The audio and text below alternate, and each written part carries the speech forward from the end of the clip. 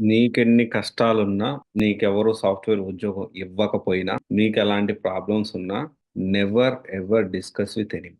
So, ఎందుకు ఈ విషయం ఇప్పుడు చెప్పాలనిపించింది మీకు?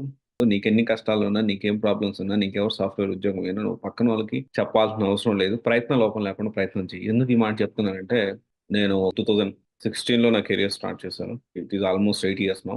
4 ఇయర్స్ జర్నీ ఆఫ్ జాబ్ ఎంప్లాయీగా అండ్ 4 ఇయర్స్ ఫర్ ఎంప్లాయర్‌గా. అంటే ఉద్యోగం చేసేవాడుగా, ఉద్యోగాలు ఇచ్చేవాడుగా. సో, ఆల్‌మోస్ట్ సగం సగం జర్నీ ఉంది ఇప్పటి వరకైతే.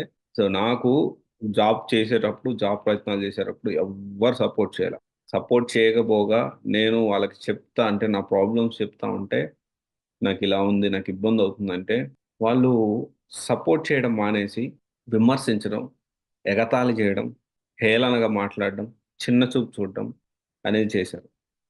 And at the same time business చేసేటప్పుడు డెఫినైట్‌లీ బిజినెస్ చేసేటప్పుడు చాలా అప్స్ అండ్ డౌన్స్ ఉంటాయి.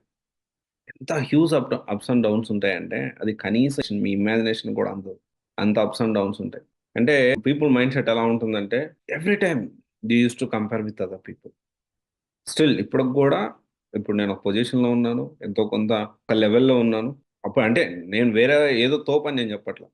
ఇంతకుముందు నా పరిస్థితి కంటే ఇప్పుడు నేను మెరుగైన పరిస్థితిలోనే ఉన్నాను. అది నేను చెప్పదలుచుకుంది. 2016 నేను హైదరాబాద్‌కొచ్చినప్పుడు కంటే ఇప్పుడు చాలా చాలా మెరుగైన పరిస్థితిలోనే ఉన్నాను. అయితే still used to compare with elder people. అంటే వాళ్ళు చూడండి ఎంత సంపాదిస్తున్నారు. ఎటు చూసినా సంపాదనే. ఆ డబ్బు చూడండి, వాళ్ళు చూడండి, వీళ్ళు చూడండి ఎలా ఉన్నారు. ఇది బయటోళ్ళు గాదండి. నాకు దగ్గర వాళ్ళే ఈ విధంగా కంపారిజన్ అనేది చేస్తున్నారు.